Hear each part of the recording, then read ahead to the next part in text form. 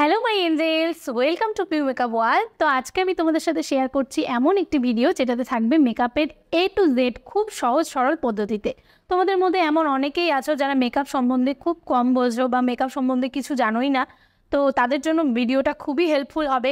বা বিয়ে বাড়িতে যাওয়ার সময় অনেক সময় অনেকেই কনফিউজড হয়ে যাও যে কোন শাড়ি পরবো, কোন শাড়ির সাথে কোন আই মেকআপ করবো, চুল কিভাবে বাঁধবো। তো সেই সময় খুবই কনফিউজড লাগে, খুবই বাজে লাগে। তো আমি তোমাদের সাথে আজকের ভিডিওটা এমনভাবে শেয়ার করছি যাতে তোমাদের খুব খুব খুব হেল্পফুল হয়। তো ভিডিওটা স্কিপ না করে A to Z পর্যন্ত দেখো। চলো তাহলে স্টার্ট করা যাক। প্রথমেই আমরা আমাদের ফেসটাকে ক্লিন করে নেব যে কোনো ওয়েট ওয়াইপস বা ফেস ওয়াশ অথবা ক্লিনজার দিয়ে আমাদের ফেসের নোংরা ধুলোবালি ময়লাগুলোকে দূর করার জন্য। এরপর আমরা ইউজ করব টোনার।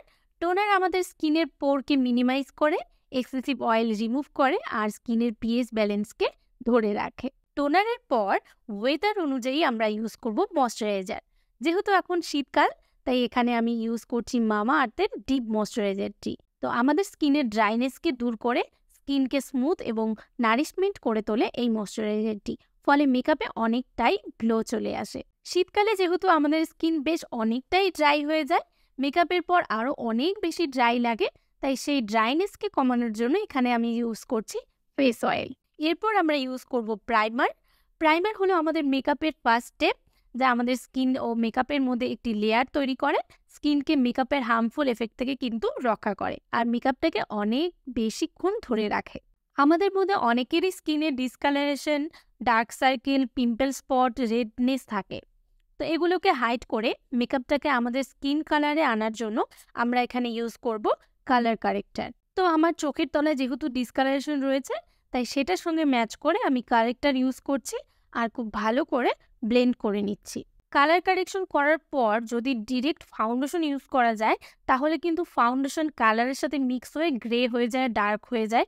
তাই সরাসরি ফাউন্ডেশন ইউজ না করে স্কিন কালার অনুযায়ী যে কোনো একটা কনসিলার ইউজ করে নিচ্ছি, যা আমাদের একটা ইভেন্ট স্কিন টোন তৈরি করতে সাহায্য করবে।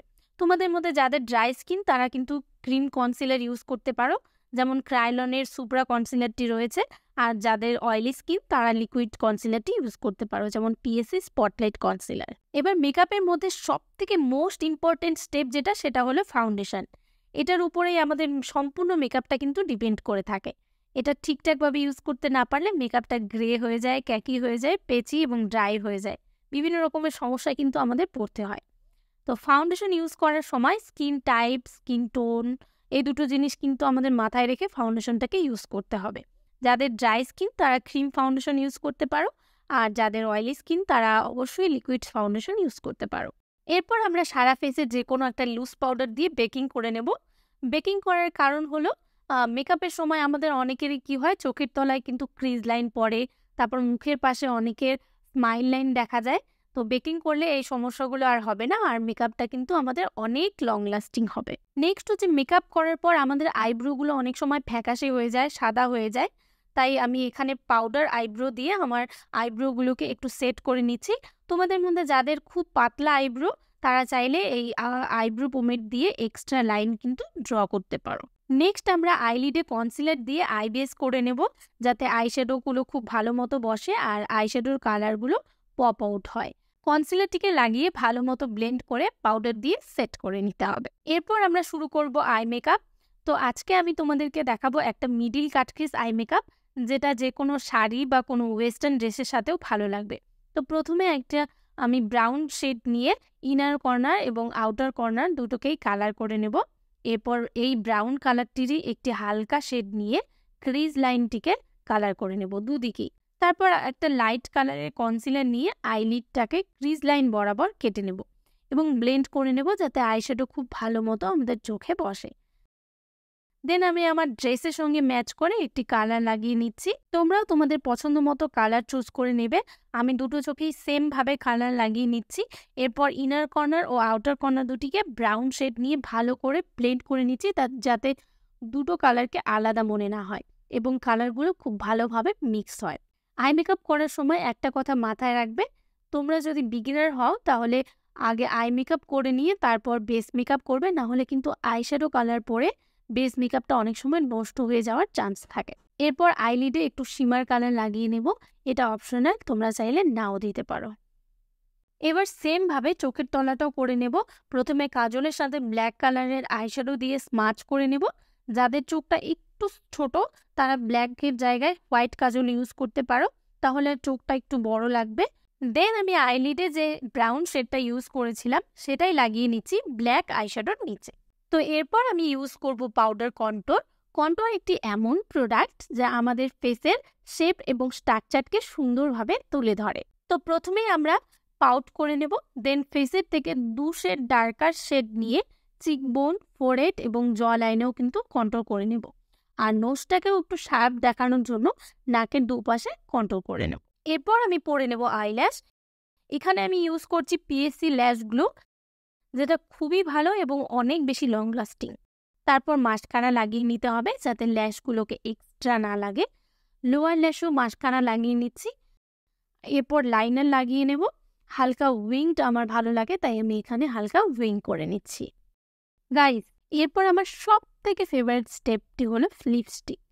লিপস্টিক পরতে আমার খুবই ভালো লাগে। তো প্রথমে আমি এখানে একটি ডিপ কালার নিয়ে আউটার লাইনগুলোকে ড্র করে নেব, দেন একটি রেড কালারের লিপস্টিক অ্যাপ্লাই করে নিচ্ছি। মেকআপের মধ্যে ব্লাশ আমাদের সম্পূর্ণ লুকটাকে কিন্তু কমপ্লিট করে, একটা ন্যাচারাল ভাব এনে দেয়। স্মাইল করলে আমাদের যে অংশটা গালের উঁচু হয় সেখানে কিন্তু আমরা ইউজ করব ব্লাশ। যারা মেকআপের মধ্যে খুব গ্লো ভালোবাসো তাদের জন্য হাইলাইটারটা কিন্তু খুবই ইউজফুল। হাইলাইটার আমরা ইউজ করব ফেসের উঁচু জায়গাগুলোতে, যেমন ফোরহেড, চিকবোন, নোজ, চিন এইসব এরিয়াতে। হাইলাইটার লাগানোর জন্য আমরা মেইনলি ফ্যান ব্রাশ ইউজ করে থাকি। ফ্যান ব্রাশ দিয়ে হাইলাইটার ইউজ করলে যে গ্লোটা এবং ফিনিশিংটা তোমরা পাবে তা কিন্তু অন্য কোনো ব্রাশ দিয়ে ইউজ করলে সেই গ্লোটা আসবে না। মেকআপের সব থেকে লাস্ট এবং ফাইনাল স্টেপ হলো মেকআপ ফিক্সার।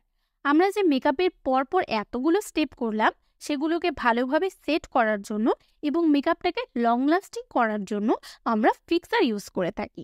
তো বন্ধুরা, এই হলো আমার ফাইনাল লুক। Ten ten. আজকের ভিডিওতে আমি দেখালাম একটা গ্ল্যাম পার্টি মেকআপ লুক, যেটা তোমরা কোনো বিয়ে বাড়ি, বার্থডে পার্টি বা অন্য কোনো অকেশনেও করে যেতে পারো। গাইস, আমি আমার প্রত্যেকটা ভিডিওতে তোমাদের যত সহজ সরলভাবে বোঝানো সম্ভব সেই চেষ্টাই কিন্তু করে থাকি। তো এই জন্য আমার ভিডিওগুলো বেশ খানিকটা বড় হয়ে যায় এবং বানাতেও অনেকটা সময় লাগে। তো আমি আশা করব তোমরা ভিডিওটি দেখো এবং এনজয় করো, আর লাইক, কমেন্ট, শেয়ার করে আমার পাশে থেকো। আর একটা ইম্পর্টেন্ট কথা, তোমরা অনেকেই আমার ভিডিওগুলিতে কমেন্ট করে আমার কাছে মেকআপ শেখার ইন্টারেস্ট দেখাও। তো তোমাদের মধ্যে যারা পার্সোনালি মেকআপ শিখতে চাও আমার কাছে, তারা আমার অফিসিয়াল নাম্বার 9002995481 এই নাম্বারে কল বা হোয়াটসঅ্যাপ করে কন্ট্যাক্ট করতে পারো। চলো, টাটা।